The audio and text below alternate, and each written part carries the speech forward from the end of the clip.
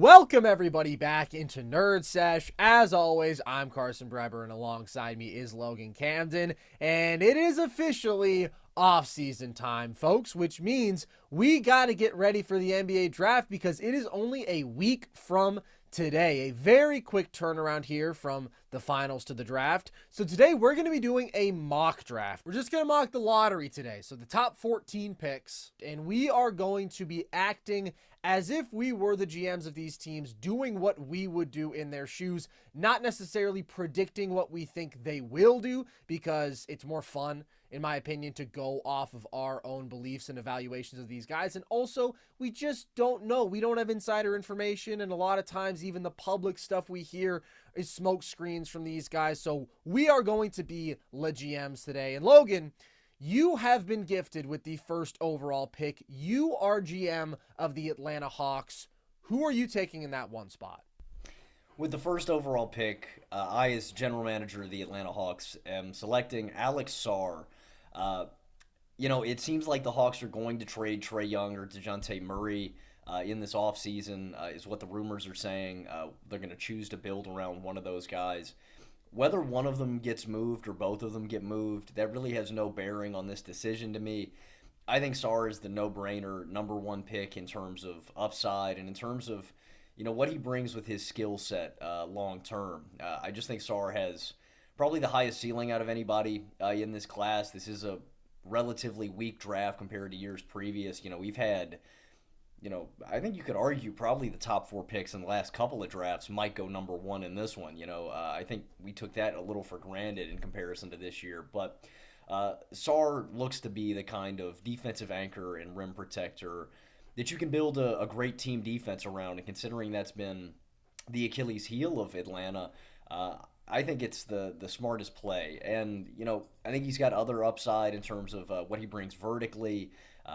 His shot looks smooth, right? The percentages aren't great, but it seems like that's something he could tap into. And frankly, if I'm the Atlanta Hawks, Carson, I'm not dealing away Trae Young if I don't have to, right? I think a test with, like Sarr and Jalen Johnson and Trae Young, right? It's just an asset that you've never had, right? This kind of game-changing defender and rim protector, right? In theory, with what Sarr could become, if you hold on to Trae Young, you would have potentially your offensive centerpiece and your defensive centerpiece. And I'm still very high on Trae Young. So if you're not getting great value back for a player of his caliber, I'm talking multiple first-round picks, another superstar kind of talent, you don't move off of a guy like that for less value, right? He has trotted out consistently top five offenses, with limited supporting cast around him, helping him in that regard. So if I was the GM, I would try to hold on to Trae. I would deal Dejounte for a more complimentary piece, and I would, see how this duo works. Regardless, though, I think any team, unless they were really locked down at the center spot, I would take Alex Sarr with the number one pick. So that's what I'm doing if I'm Atlanta. I do agree with the choice, but what's very interesting is that this is not what the reports are indicating right now. The reports are indicating that it is very likely going to be Risacher going number one to the Hawks. A couple of Frenchmen, and by the way, Logan, the Frenchmen are just taking over the league, and you better get used to it because, my goodness, we have a lot of them in this year's class, and of course we had Wemby and Koulibaly last year. I just think Sarr is pretty clearly a superior prospect to Risacher. And although this is obviously a relatively weak class, and it is a very weak class in terms of star power, in any year, a wing going number one with really unproven shot creation is just crazy to me. Like, it is so much more feasible for a big to have a star level impact because of how they can change the game defensively, even when they have offensive question marks. Like, we see that archetype, right? You see what a Rudy Gobert can do changing games with his defense alone. You see what an Evan Mobley can do defensively, even with his flawed offense.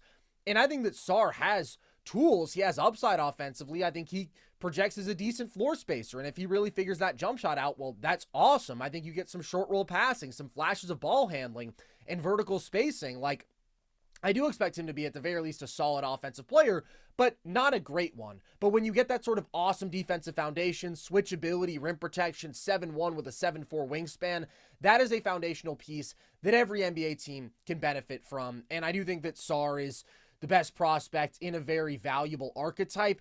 Onyeka Okongwu, as much as I like him, and Clint Capella, these guys just are not good enough for me to be thinking about fit if I'm the Atlanta Hawks. It's not enough for me to say, we have those guys, I want to go out there and get a wing.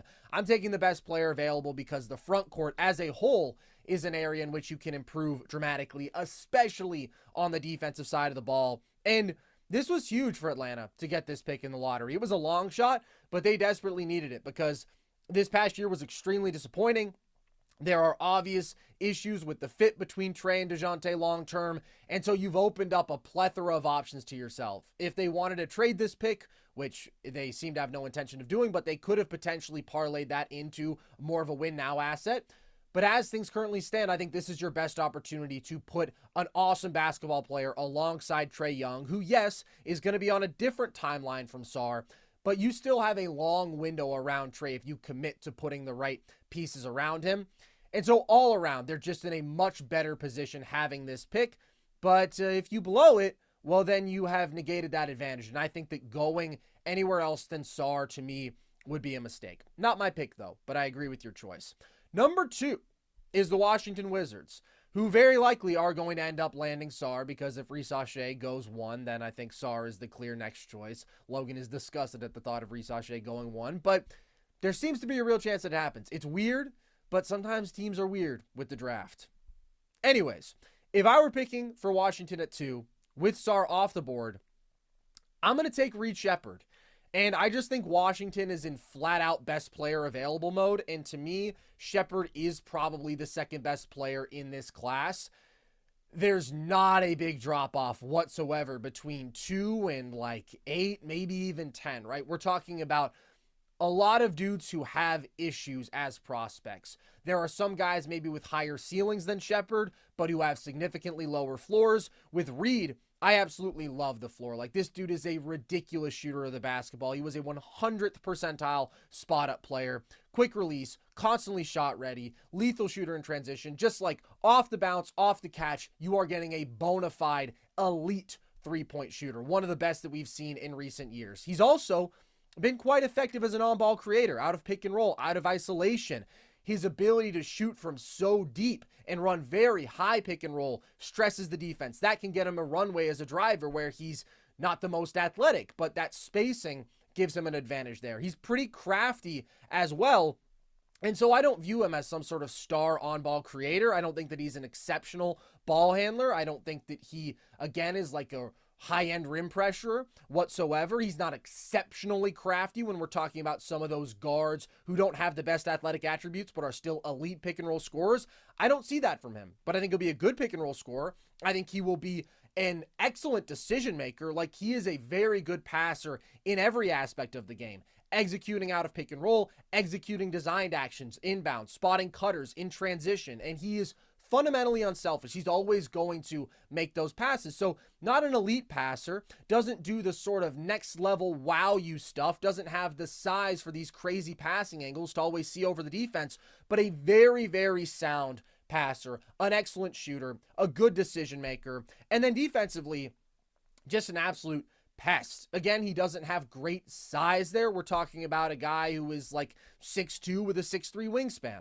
And so you question, how high is his ceiling defensively? If you're talking about like all defense sort of impact, small guards often can struggle to reach that. But he is going to constantly pester you. He is going to pick people's pockets. He is still, in spite of the fact that he doesn't have great length, capable of affecting you out of pick and roll with rear view contests. And he's got a super high motor. So he's just going to constantly bring that ball pressure, constantly bring that defensive effort and impact. So I just think this is a dude who is going to be a really, really good NBA player. If you think about the archetype, think about a guy like a Derek White, to me, who isn't inherently somebody who is built to shoulder like a lead ball handler offensive load.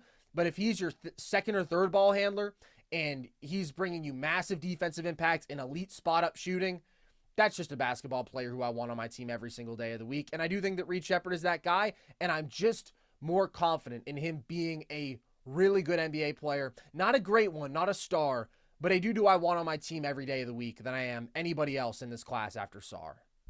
Sheppard's a really good pick, and I was hoping he was going to linger around for another team that I was drafting for.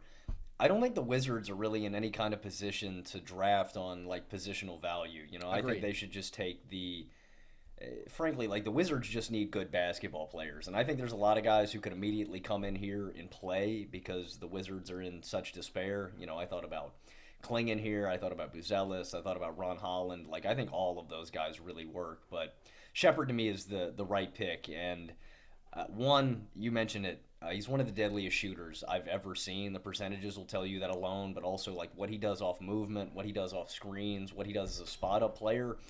I think the one big misconception with Reed though is that he doesn't have those point guard chops, and he does. I think people may pigeonhole Reed into this, kind of just he's a spot up guy, he's just a straight up shooter. No, I think Reed has legitimate, good decision making. I think he's got a good handle. I think he's a good passer.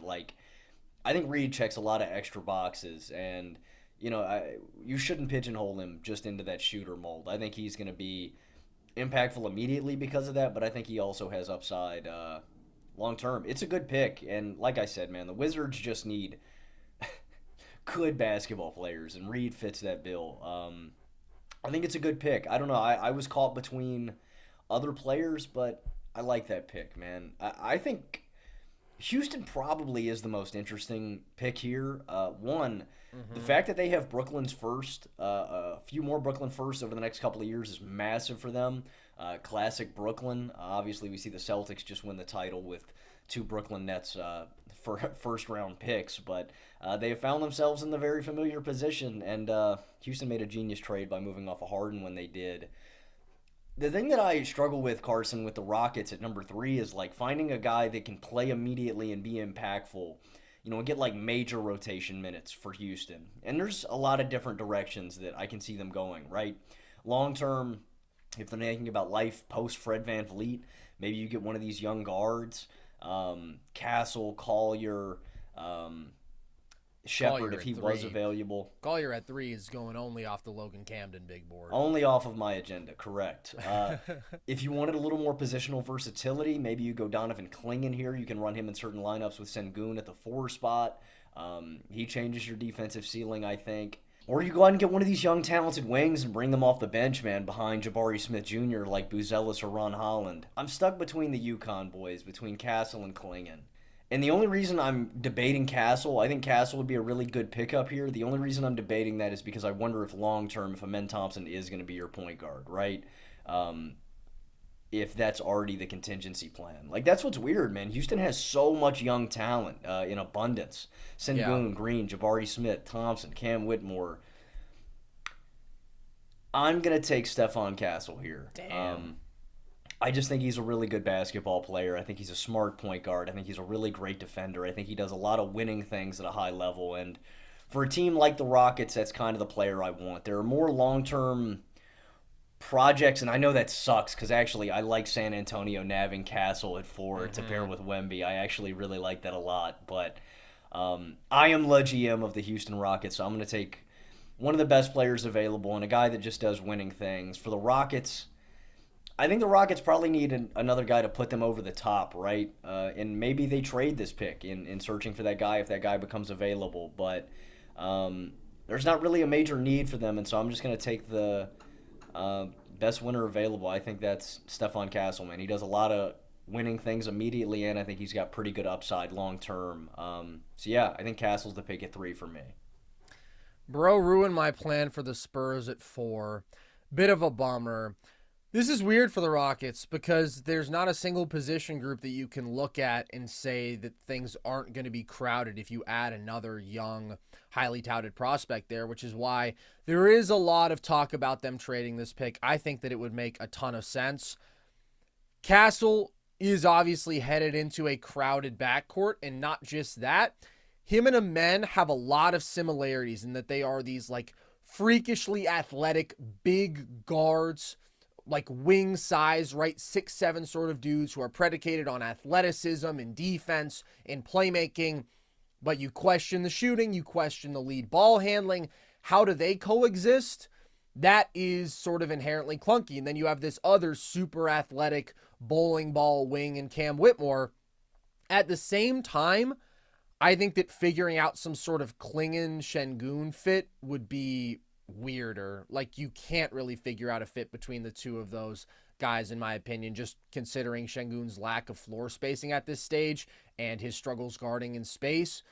So if you were to draft Klingon, it would probably be to move off of Şengün, which you could talk me into if the value was right. But if they aren't going to make that sort of seismic move in terms of their roster composition, I can get behind the Castle. I think that adding just a straight up wing would be the cleanest fit because you can kind of never have too many wings. But I do think that Castle's probably a better prospect than any wing on the board at this stage. That does bum me out, though, because I really loved his fit with the Spurs, and I honestly did not think that you were going to take him at 3. So I think I'm going to get you back here.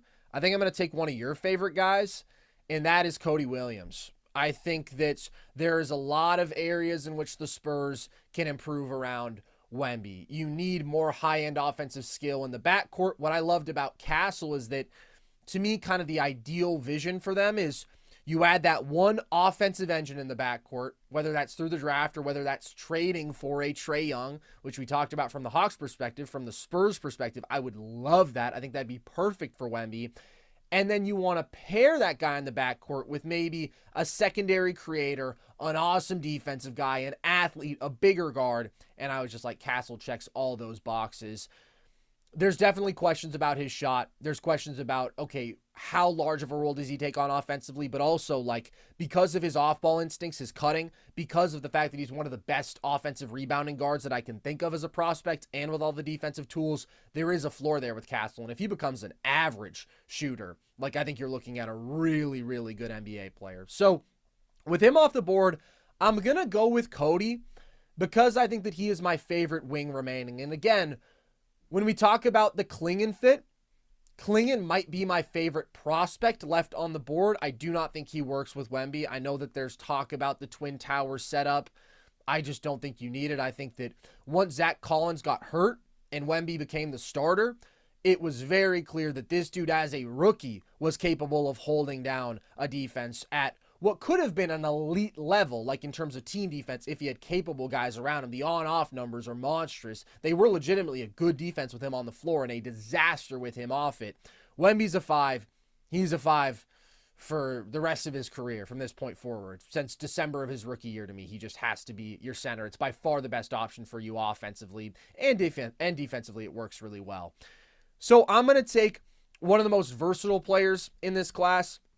I really like a lot about Cody. I think that he is capable of taking on some ball handling responsibilities, like for a 6'8 wing. And by the way, for those who don't know, Cody Williams played at Colorado. He's the younger brother of Jalen Williams, that being J-Dub of the Thunder.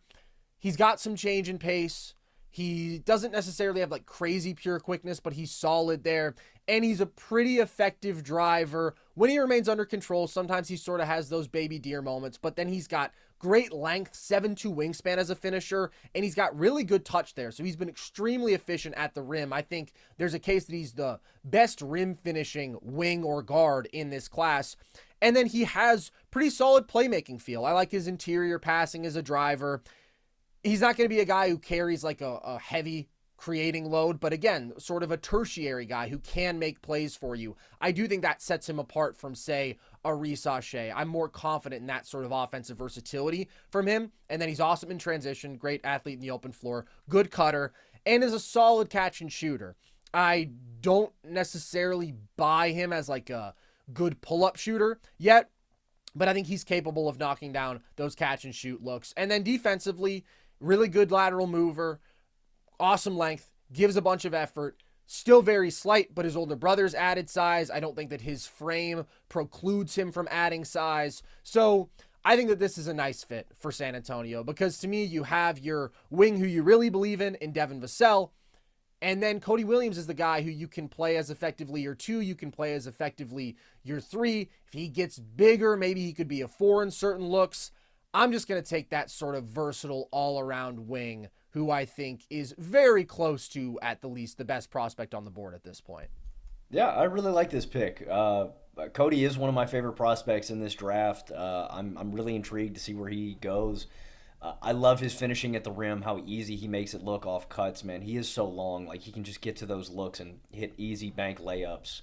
I also really like his ability to slam on the brakes, like how J-Dub does.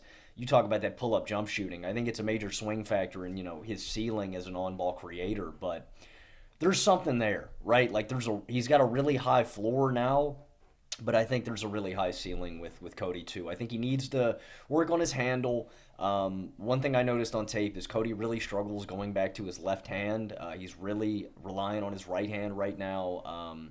Cody needs to add some more weight.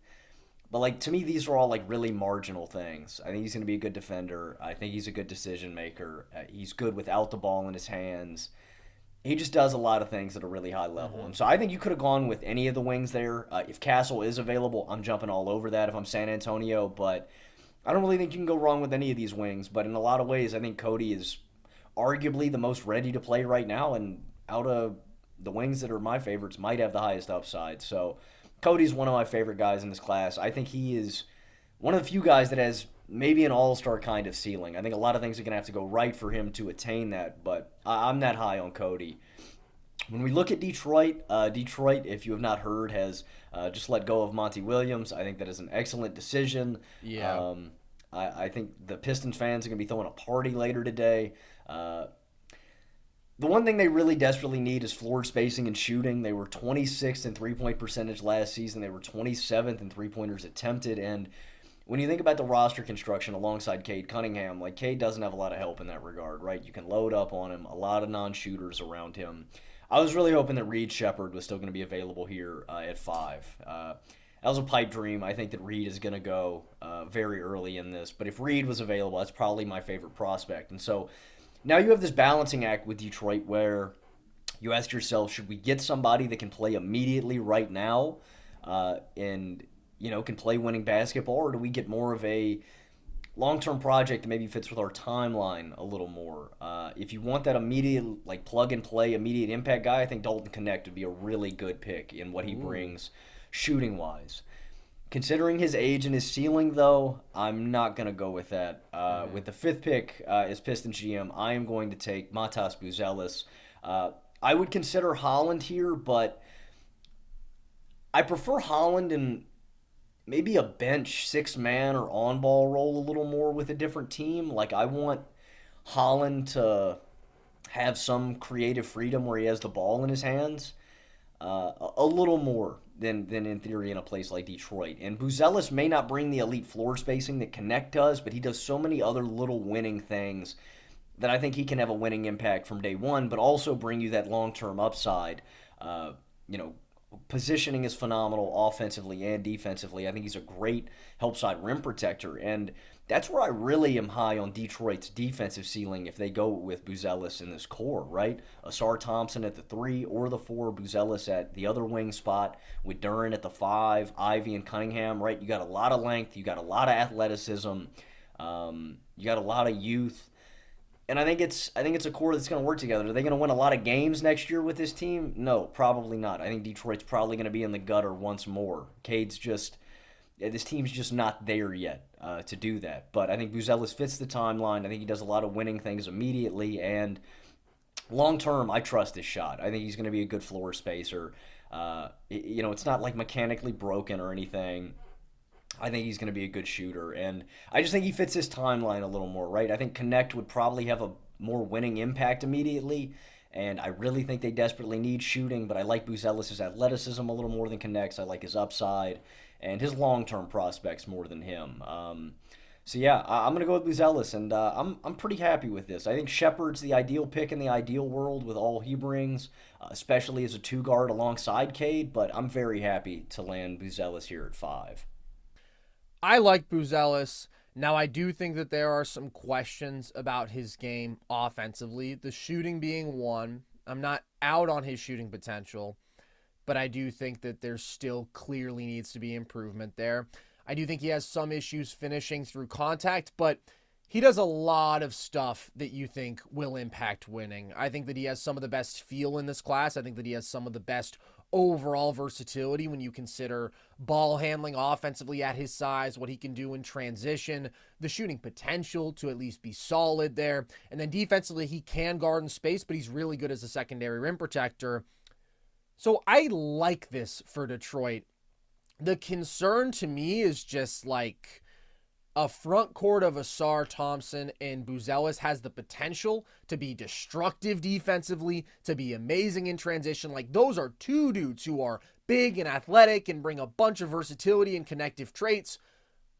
But if neither of them figure out the shot, you're fucked. Like, that's not going to be a functional offense. And we know that Detroit has had enough trouble as is being a functional offense. So that's a concern. But at the same time, the other guys who are available here, Holland, you mentioned, I wouldn't take him this high. I just think there's too many offensive issues there. Connect, I definitely would not take this high as a matter of ceiling.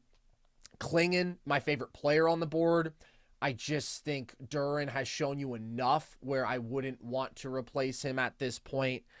So I think the guy most people would point at is Risacher, and I actually think that there's a strong case made for Risacher here. I know that Logan Camden would never take him, but I do think that this is a clean fit for him, and this is the range in which I am comfortable taking him. I wouldn't take him one. Anywhere, though, from like 4 through 10, I think you're looking at now we can buy the defensive tools. Now we can buy the shooting skill that he's shown and the athleticism and the flashes of connective passing. I do like Risacher. I just don't like him as a number 1 or top 2 kind of guy. So that probably would have been my pick here. And at 6, I'm really considering Risacher. Again, I thought I was going to go Cody Williams here for the Hornets, but he's off the board. And I do really like the idea of taking a wing for the Hornets. But with Cody off the board, with Buzelis off the board as that bigger wing, Risacher is pretty clearly the best option left out there to me. I think I'm going to go with Donovan Klingon, though, just because he is the best prospect to me at this point. Logan is absolutely gobsmacked. Here's the thing. Mark Williams, you have the vertical spacing, right? You have a lot of the simple big man stuff that he does relatively well for you, but he wasn't actually a very effective rim protector this past year.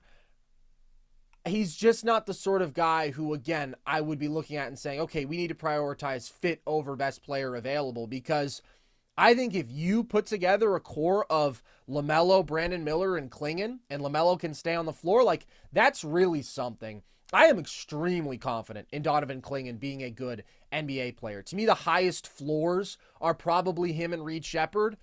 He's 7'2", 265 pounds with a 7'7" wingspan. His production per possession is absolutely ridiculous. Per 75, he gave you 26, 15, and 3 with 5 blocks on 63% true shooting. He is a ridiculously massive target around the rim. He eats up fouls, and he's got pretty good body control and touch. And he was a 97th percentile post scorer this year. Super efficient there. And then he brings you some pretty good passing. Like, he can make the reads when defenses converge on him off of post-ups or off the short roll. He can execute some of those handoffs from the top of the key. Then he can slip to the rim. Like, offensively, yes, he is first and foremost a massive guy who is just a massive target, and there's a lot of value in that alone. But then he does the other complementary things, the playmaking, the touch, the post mismatch scoring that like really take you up a level. And then defensively, he's just out of this world. On post-ups, opposing players averaged 0.25 points per possession when they went at Donovan Klingon last year. As a drop defender, I mean, he is an absurdly dominant rim protector. He is a monstrous rebounder. So he's not going to guard very well in space, but I just think that pure interior defense is so impactful. So you think about the dudes, Logan, who really impact the game beyond maybe the level at which they were drafted or at which they're paid. He has a lot of those traits, right? If it's the traits of an Ivica Zubac, having that sort of pure rim protection and enough offensive skill as a massive guy. If it's the rim protection and size of a Walker Kessler, like, these are really good starting centers. And I think that Klingon has all the tools to be that, and then just even like sort of a jumbo-sized freak version of it. So I just like him more than everybody else at 6, and I'm not going to prioritize Mark Williams over him. And then, yeah, I really like that core. I think Brandon Miller is going to be a star, an all-NBA level guy probably in this league. LaMelo is still a really good offensive player. I'm not super confident in him staying healthy, but you would sort of have your guy at each position group, your guard, your wing, your big, and you could significantly improve defensively, what the Hornets desperately need. Man, I was just shocked. I one, didn't expect Klingon to go this early. I had him in my back Really? pocket for not his talent. I just thought Mark Williams, in terms of teams with their centers in place. Yeah.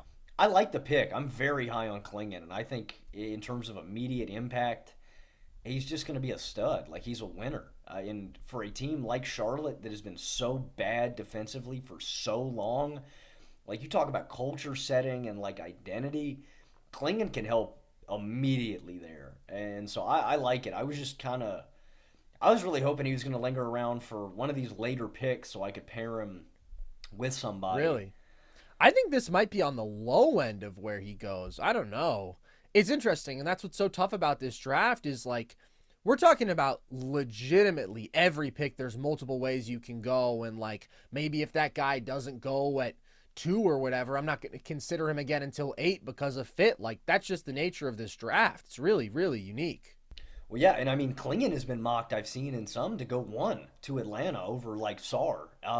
And that's something that I want to hammer home. Whoever comes away with Sarr and Klingon are going to be very happy. Like, Agreed. I think Klingon is going to have, I think, more of an immediate impact than Sarr.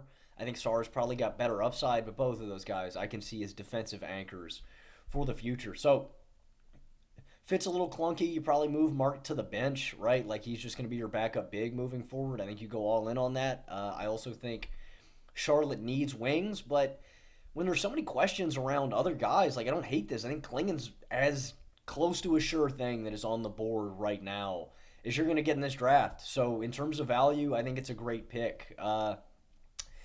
At number 7, the Portland Trail Blazers are up. And you look at their foundation, Scoot Henderson, Ant Simon, Shaden Sharp, DeAndre Ayton. It's clear to me that they need guys with upside and they need a solid wing. So the two guys that I have earmarked for this pick on the board, Ron Holland and Zaccharie Risacher. Risacher, I think, makes a lot of sense here in terms of floor spacing, in terms of youth. Like, we're talking about timelines. Scoot is a very young guy who I think is probably 2 to 3 years away from being what he's going to be, right? Same goes for Risacher. Shaden Sharp, I think, is probably a year or 2 away from really being what he's going to be. I'm not a huge fan of Risacher for a few reasons, and I want to emphasize why I drafted Buzelis over him. I think Buzelis just has more well-rounded impact.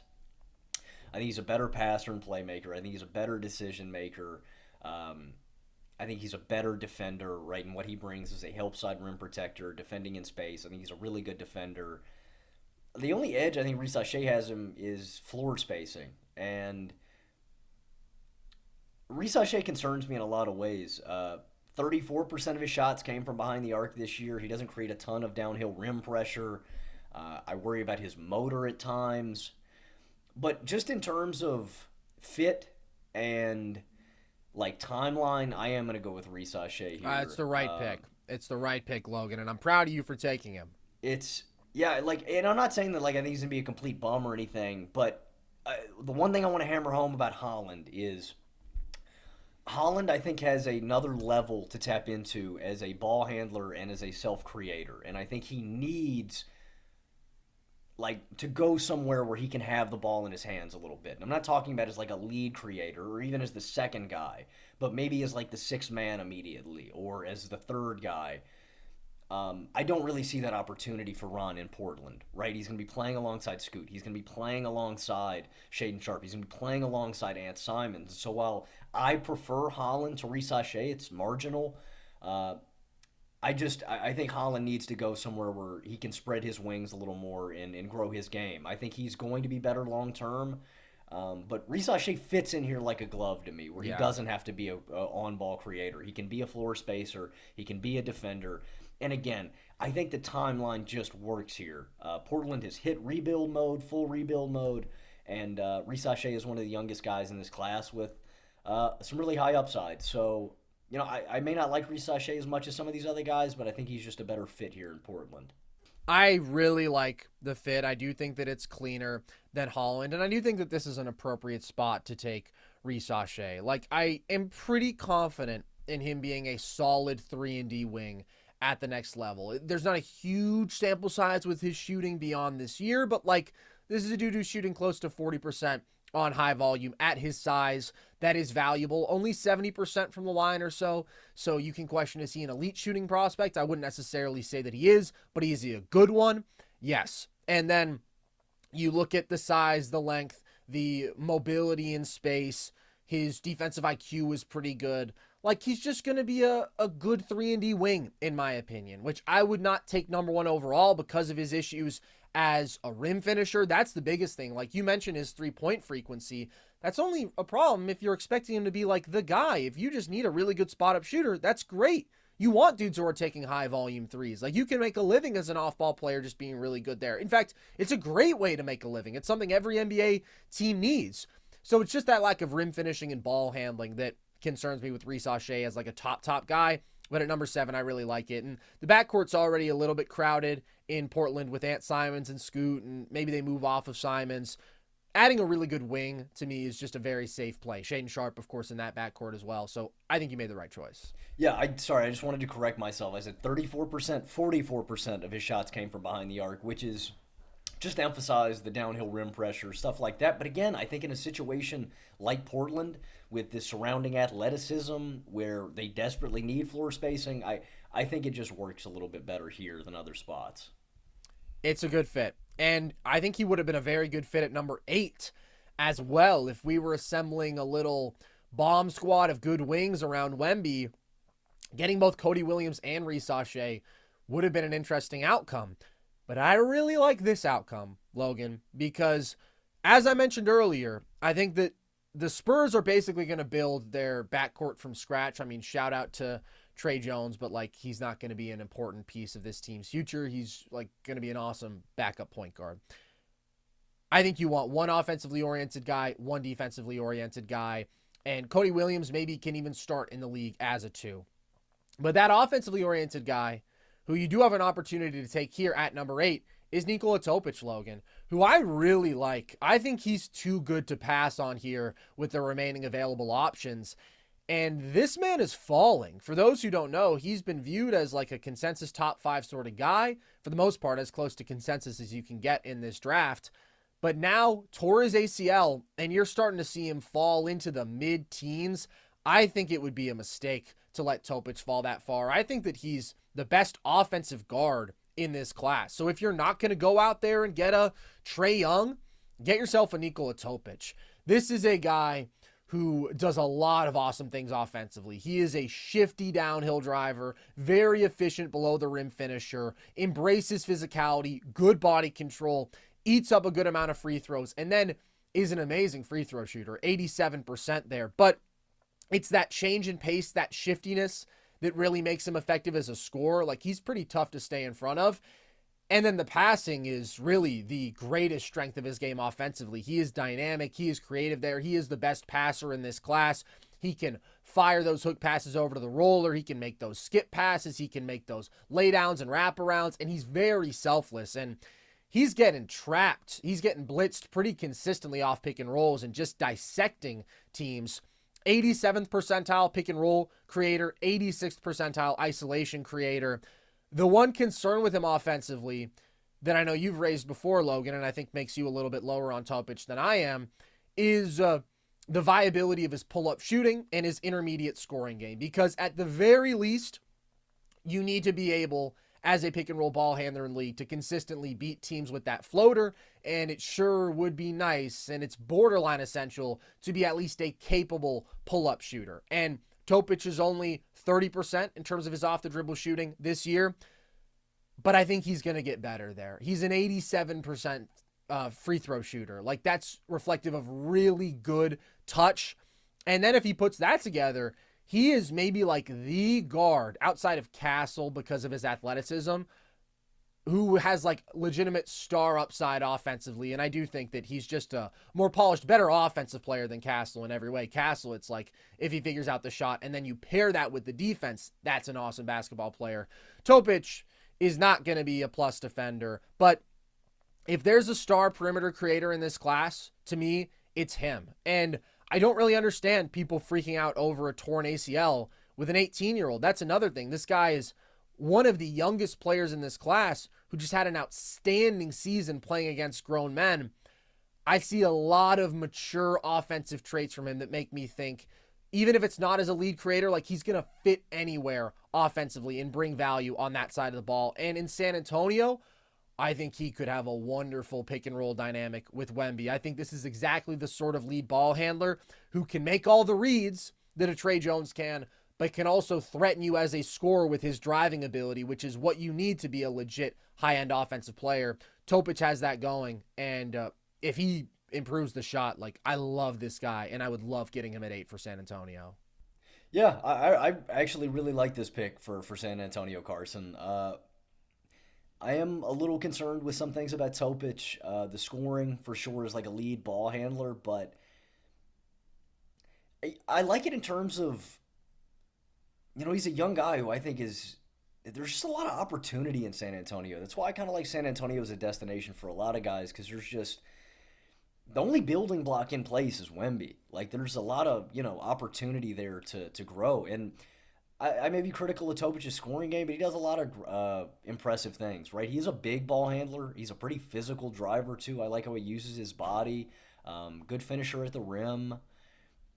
Like, I think his ceiling is going to be determined ultimately by, like, how good he is as a three-point shooter, as a pull-up jump shooter. But I think he's got a really high floor, as a playmaker. And with his size, too, I think that immediately him and Wemby are going to be a force in the pick and roll, and it's a spot they need. So I probably wasn't going to take Topic. There aren't a lot of other spots in the lottery where I really think he fits, but San Antonio is one of them. So I like the pick. I probably prefer Collier just a little more because I think he's got a higher scoring ceiling, but both of those guys are pretty close. I pretty strongly prefer Topic to Collier. I think he's a significantly better offensive player, and I think the playmaking is probably the biggest gap, but also I do think that his shiftiness makes him a better scorer than maybe you're painting him to be. Like, just to note his production, for those who don't know, for Mega Basket, he averaged 18.5 points per game and 7 assists a night on better than 52% from the field. Like, his finishing inside, of course, it's not against NBA rim protection, but is legitimately super impressive. He's got awesome touch and body control and physicality down there, and he's shifty. So I really like him. I do think he's one of absolutely the best offensive players in this class, if not the best offensive player. So getting him at 8 to me is a win. Okay, 9, the Grizzlies. And by the way, the combination of Cody Williams and Topic, I'm very happy with for the Spurs. Those are two guys who I really like at positions where I think not only do they need to upgrade, because they need to upgrade in a lot of spots, but I think they're very intuitive fits. We are this close to crowning an NBA champ, and with the action heating up on the court, it's even hotter at DraftKings Sportsbook, an official sports betting partner of the NBA. And DraftKings Sportsbook has you covered every step of the way with same-game parlays, live betting, odds boosts, and so much more. Don't miss out as the NBA postseason winds down. It's super easy to get started with DraftKings if you're a first-timer. Try betting on something like a team to win. Go to the DraftKings Sportsbook app, select your team, and place your bet. It's that simple. And if you're new to DraftKings, you gotta check this out. New customers bet $5 to get $150 in bonus bets instantly.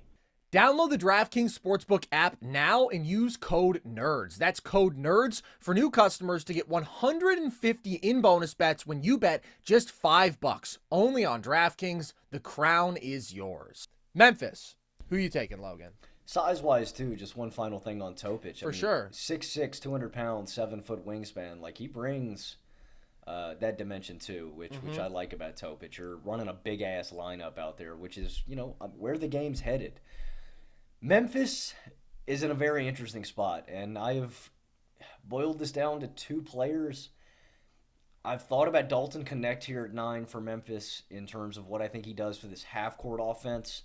The best way to amplify Ja Morant is to give him shooting, and I think the combination of Desmond Bane with Dalton Connect on the wing would just be deadly. Like, Ja Morant getting downhill, swinging it out to those guys, the actions you can run off of them.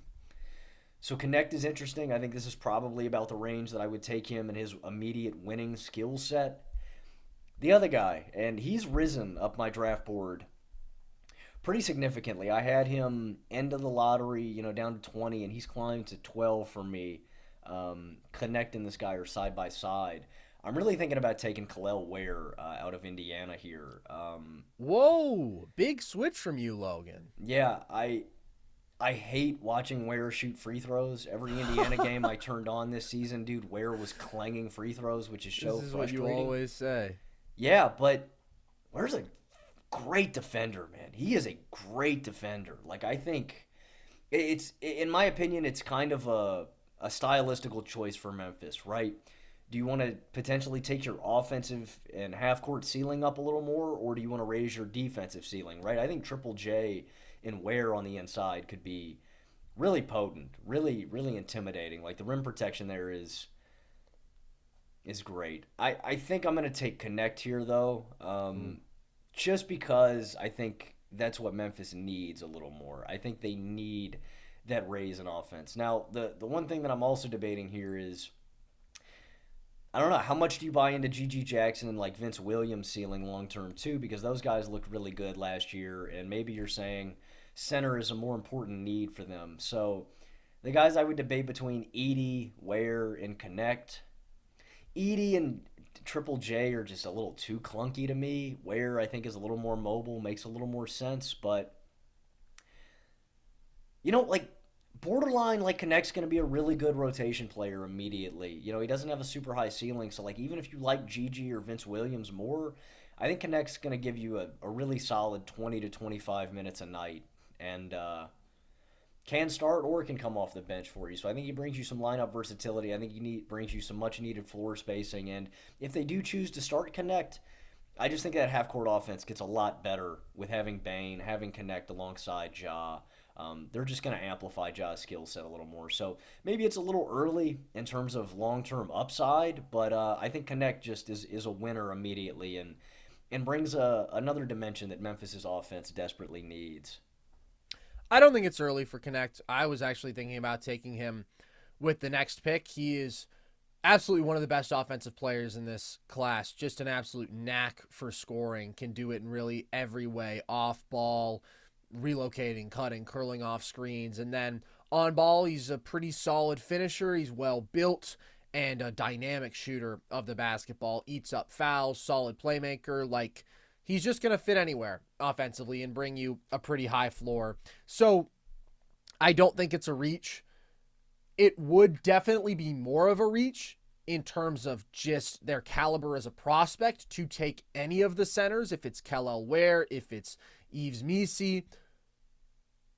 But that is definitely the biggest need for Memphis to me. And that's a reason that I'm not as high on them as a lot of people are going forward. It feels like a lot of people are like, look at what they found with Vince Williams and G.G. Jackson. They're going to pick in the top 10 again this year. They're going to get everybody back healthy. Like, why can't Memphis win the West? I'm seeing a lot of people say. The concern to me is always going to be their ability to straddle the line between prioritizing their offensive skill and prioritizing what they can do defensively, because their foundation in all the years that they've been a really good regular season basketball team with Ja has been that dominant defensive front court with Triple J and Steven Adams. But the issue has been a lack of half-court skill and creation alongside Ja and overall inconsistent shooting. If it was Dylan Brooks, now even shifting that to a Marcus Smart, like, that remains a concern. But Triple J, to me, just is not a 5. He's not nearly good enough a rebounder as a 5. He's not able to do the sort of roaming that he likes to do, where he's most effective as that sort of help side rim protector that he can do at the 4 when there's a big like Steven Adams holding it down. So from that perspective, I can definitely see the case for a 5. But I do think the Connect is a better prospect than Ware, and so I'm good with that pick. So at number 10... I'm going to take Ron Holland for the Utah Jazz. I think that the Jazz, Logan is again gagged. He's hurt. I know, I thought you were probably going to take Holland before this. I'm just in best player available mode if I'm the Jazz. Like, they have young players who I like. I think that Keontae George, right? You saw the playmaking this year. You saw some of the pull-up shooting. The finishing inside the arc was a big question as a prospect. It remains that in the league, but okay. He showed you a little something. I really liked Taylor Hendricks as a prospect. He didn't play all that much this year, but like those are kind of your guys. And then Walker Kessler. So you have some young dudes who you've invested something in, but no really foundational pieces at this point. So I do think that Holland is just the best prospect on the board, and I think he's oozing with upside. He is absolutely one of the best athletes in this class, probably the best athlete in this class, and defensively is a big-time playmaker.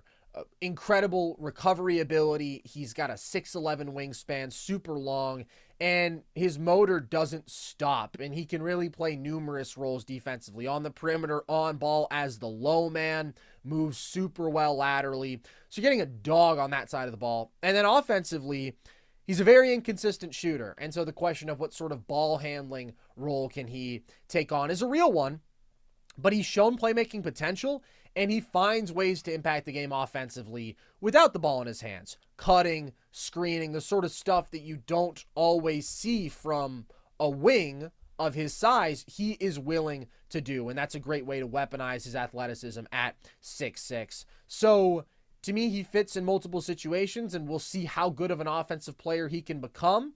But at 10, I'm just going to take those athletic tools. I'm going to take that defensive floor, and Utah's kind of got a blank slate here. So they, to me, can kind of just take the best guy on the board, and that's Holland. Fit-wise, I love it. I think there's a lot of opportunity for Holland in Utah, and I'm not surprised. I was just hoping he would stick around. I wanted him at number 11. I thought he fit a little bit better with Chicago, but I like the pick. I think it works in Utah. I think there's a lot of opportunity for him to play immediately and get a lot of burn, so I think it's a great pick. The thing with Chicago is I think they just need long-term building blocks, and they should be taking probably the best player available. I know that a lot of people are conflicted on what they should do, considering the fact that like Chicago is like been the epitome of like straddling timelines, holding on to Levine, holding on to DeMar, holding on to Vucevic, right? Mm-hmm. Yeah, guys, we had a couple of months and a couple of good weeks when Lonzo Ball was healthy, and this thing looked like it was going to take off and work. It didn't. I think we are long past the time for Chicago to move off of those guys, so I just want to be clear about this. DeMar, Levine, Vooch, they have no bearing on this pick like whatsoever to me. Those guys are almost completely irrelevant in terms of like long-term and future outlook. I'm counting Bro was not trying to build a contender around Zach LaVine and the boys. Sad. It's just not happening. So I'm thinking Twitter mentality, classic Gen Z participation trophy loser crap. Maybe. I mean, I didn't even think the Bulls would make the playoffs next year, dude. No, I'm kidding. Of course, it's ridiculous that they're still sticking with this core. My full focus is on Ayo Dosunmu and Kobe White is like my long-term, like those are my best assets right now. Patrick Williams is likely to get moved to this offseason is what we're hearing. So those guys have nothing. Now, I say best player available. The best players available to me on my board at least are probably Isaiah Collier and Rob Dillingham. I don't really think either of those guys work because again, Chicago's two best young assets are guards in Dosunmu and Kobe White. So maybe this is a little bit of a reach. This is actually one pick ahead where he's on my big board. I am going to take Kel'el Ware, and I would debate him and Edey here at 11 for Chicago. One, this has part to do with my vendetta against Nikola Vucevic. I think he stinks, frankly. I think Vucevic is a loser. He is a floor-spacing five who can't shoot. He is limited as a defender, and quite frankly, I think the Bulls were better with Andre Drummond on the court. When Andre Drummond is your best center, we have problems. So I think Ware can immediately come in here and be their best defensive big. I think he should start immediately. I think there's just a different level of defensive impact than that comes with Vucevic. Vucevic is a bum to me, man. Like an actual, like I would not pay him. I would not have him on my team. Okay. I think he does very little. Where maybe this is a little bit of a reach at 11 in terms of like prospect value, but I think they need a center. I think they need a center that can defend at a high level, and I probably prefer Edey. Just terms of like as prospects, but Edey's concern is just getting up and down the floor. That to me is not a concern with Ware. I think Ware is going to be able to get up and down the floor pretty easily. Edey's like lumberingness is a big man kind of scares me a little bit. So I'm going to take Ware here, and I'm pretty happy with it. I like it. Kel'el Ware, checks off a lot of the boxes for what you're looking for from a modern NBA big. The floor spacing, had a good shooting year, not on the highest volume, and he's not a great free throw shooter, as you mentioned, but apparently had a good pro day there. I like the look of his shot. Then brings you that vertical spacing, brings you the rim protection. I agree. The Bulls, to me, absolutely need a big, and Ware is a good pick from that perspective. So at number 12, Logan, the Oklahoma City Thunder, one of the most interesting picks in this draft because of how great the Thunder already are and the opportunity to add another win now guy. In a vacuum, maybe people would view this as a reach, but on the Carson Breber big board, it is not. I'm going to take Tristan Da Silva here out of Colorado, so the second Colorado wing who I have taken in the first 12 picks. The Thunder have a couple routes that they could go here. They could try to add another big alongside Chet, because we all know that in some way or another, they have to improve their size and their rebounding on the interior. They just have to get beefier and more physical there. One route to do that is to add a legitimate center. Kel'el Ware is off the board now, but you could take an Edey. You could maybe reach for a Deron Holmes or somebody like that. Or you could take more of a big forward. And to be clear, I don't think that this has to happen just through the draft for OKC, because I think that they absolutely have an opportunity to trade for Denny Avdija easily, or even the splashier version is trading for Lauri Markkanen. And there's multiple avenues for them to get a big four. But starting at least on the right path to me would be adding Tristan Da Silva, who isn't some super big four, some elite rebounding four, but he does add size there. 6'8", 200, pretty good positional rebounder.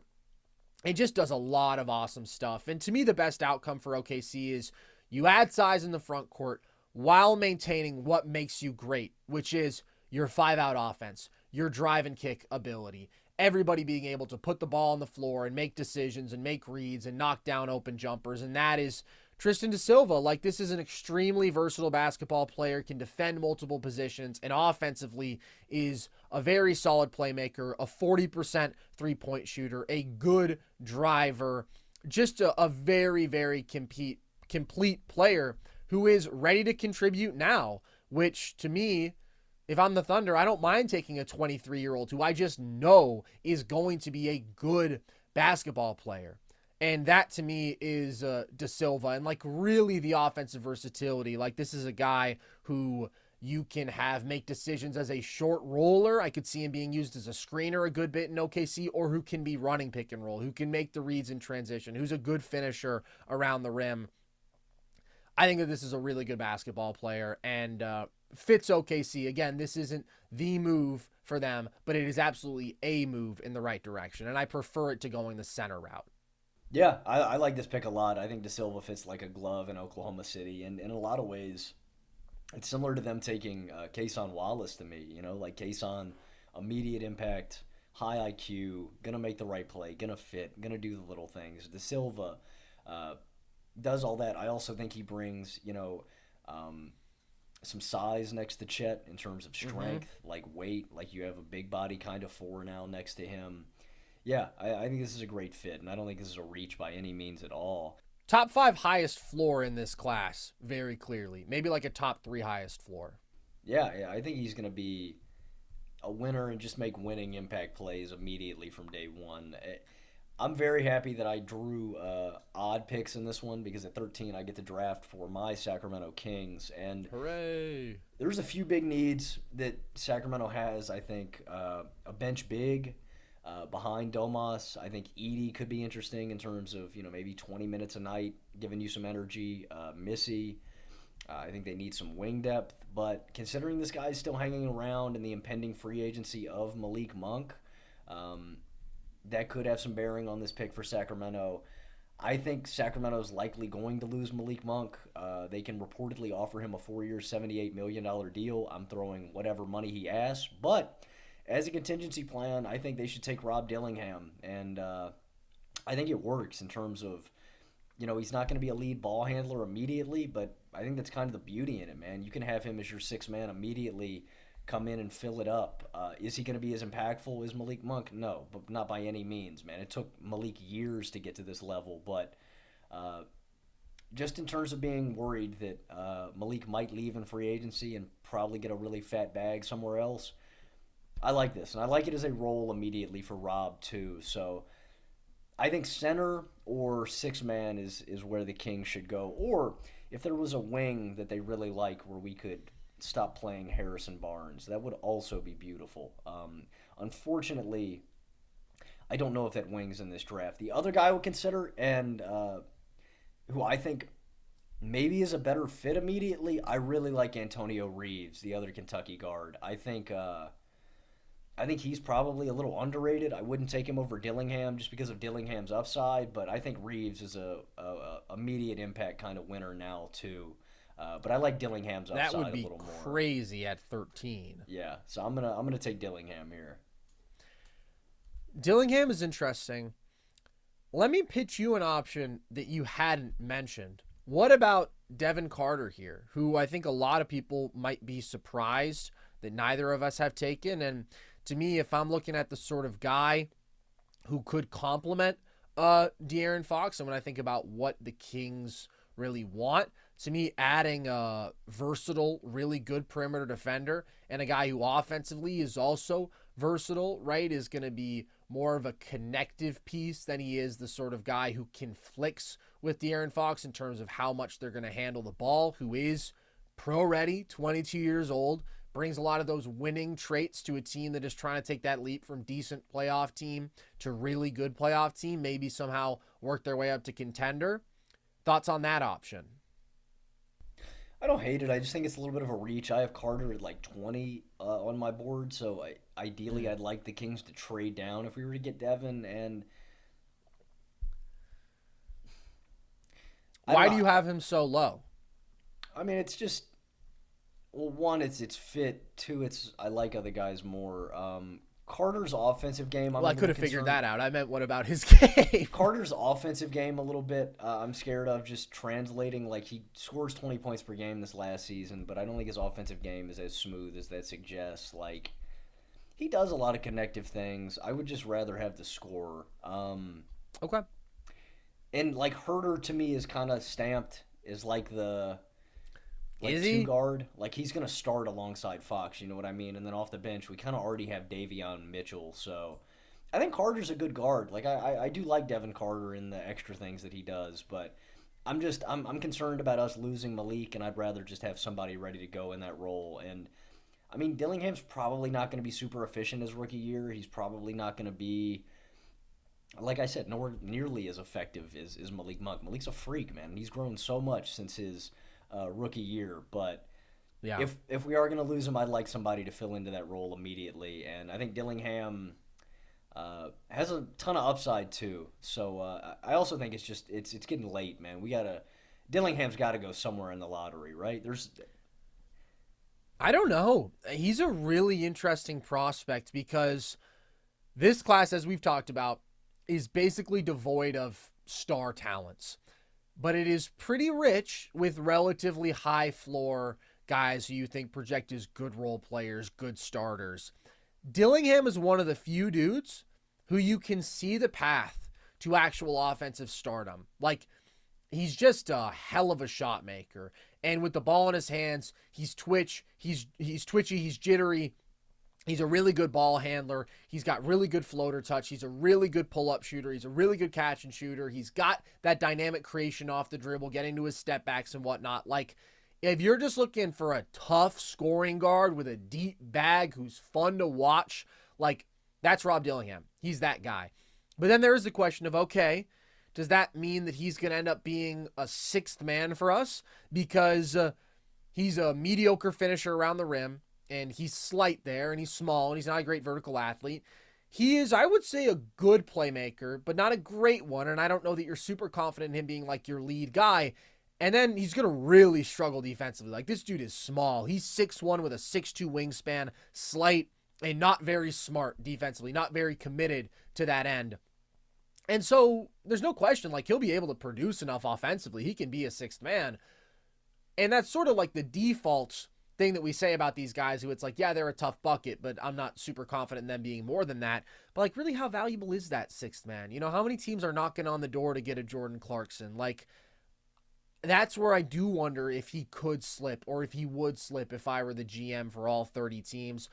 But 13 is an okay spot because like he does have the sort of offensive skill and upside that justifies that. I just wonder if the Kings would be better served by having, instead of Davion off the bench, like a bigger, stronger, longer, more offensively skilled, complete sort of Davion mold in Devin Carter as your starter, bringing you those complementary things alongside De'Aaron Fox. But hey, man, not my pick. So we're going to wrap this thing up with the Blazers at 14. And I'm going to take Tidon Salon here, the Frenchman, the very raw Frenchman. Yet another Frenchman goes in our lottery here, Logan.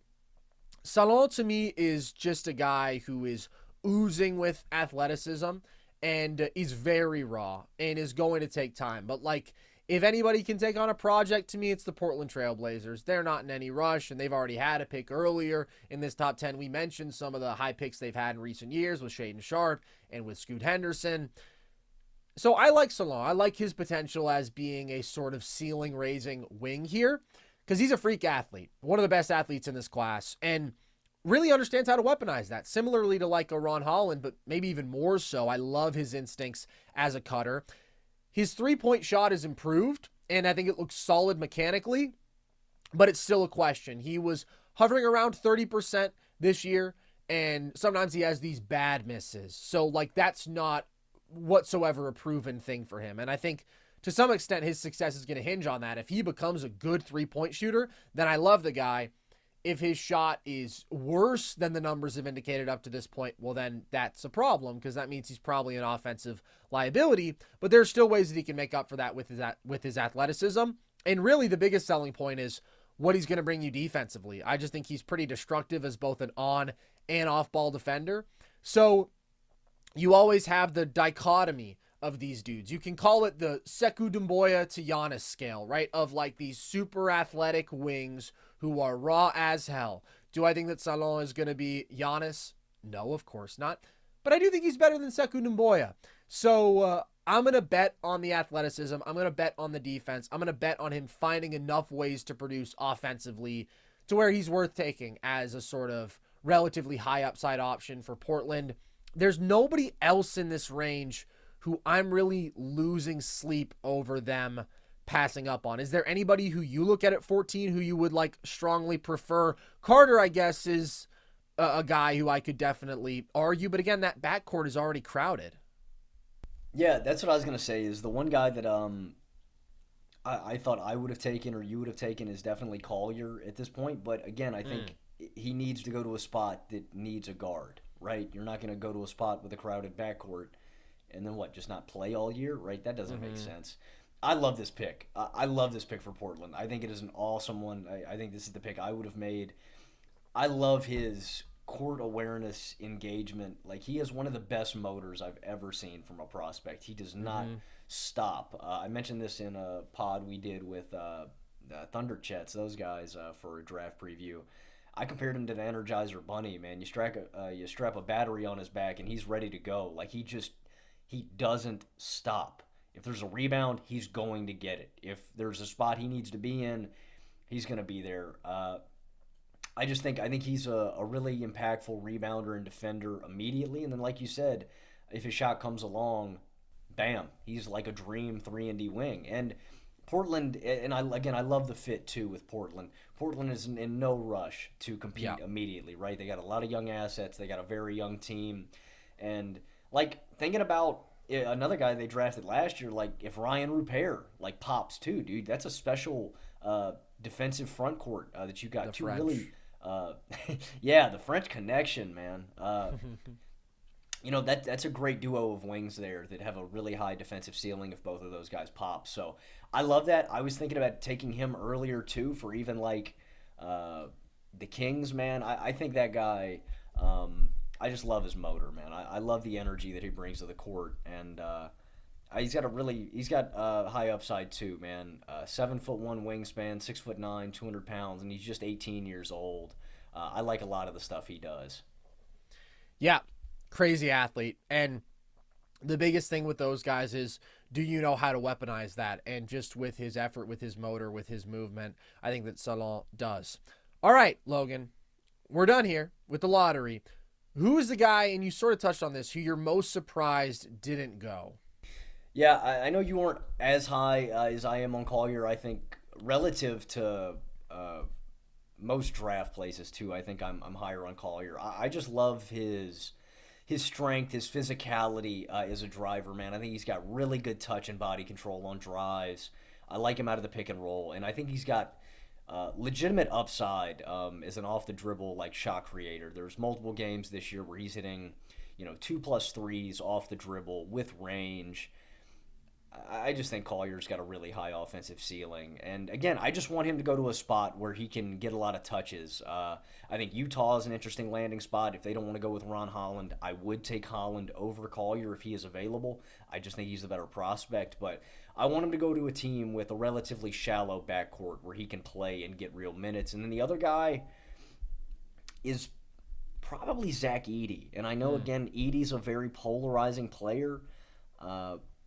Whatever you think about him, man, I think Edey is going to be a guy who can give you 20 to 25 solid minutes a night. Is that worth using a pick in the lottery? I don't know. That's for teams to decide, and I think that's likely why Edey is going to slip. But I think that guy's a winner and is going to provide a winning impact immediately. So, for sure, the two guys highest on my board that we didn't take, Collier and Edey.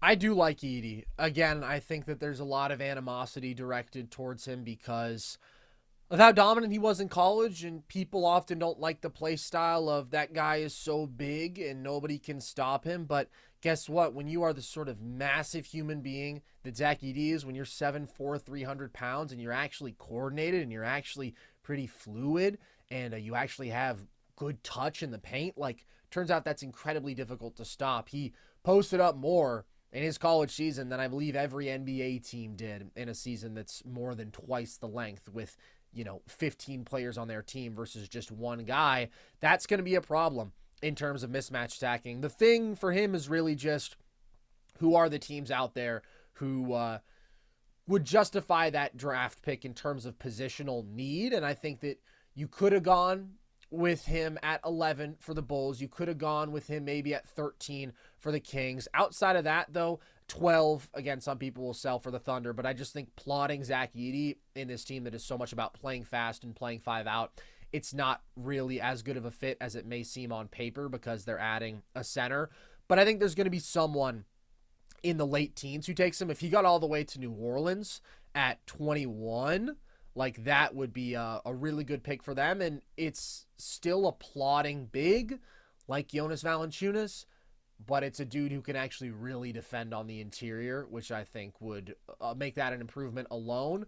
And you'd probably want to add another versatile big, but you could sort of have two looks that you can go at it with. But Edey will go somewhere, I think, in that mid-first round by the early 20s. Jared McCain, another guy who just a really good pure shooter, one of the best in the class, and competes defensively, a solid playmaker who I could see going in the lottery. But I do think Devin Carter is probably the guy who's most likely to go lottery, who we didn't take today, because I've seen him shooting up draft boards, and I do think he brings a lot of safe winning traits that you're going to be able to bet on. What was your favorite pick of the mock, Logan, either by you or by me?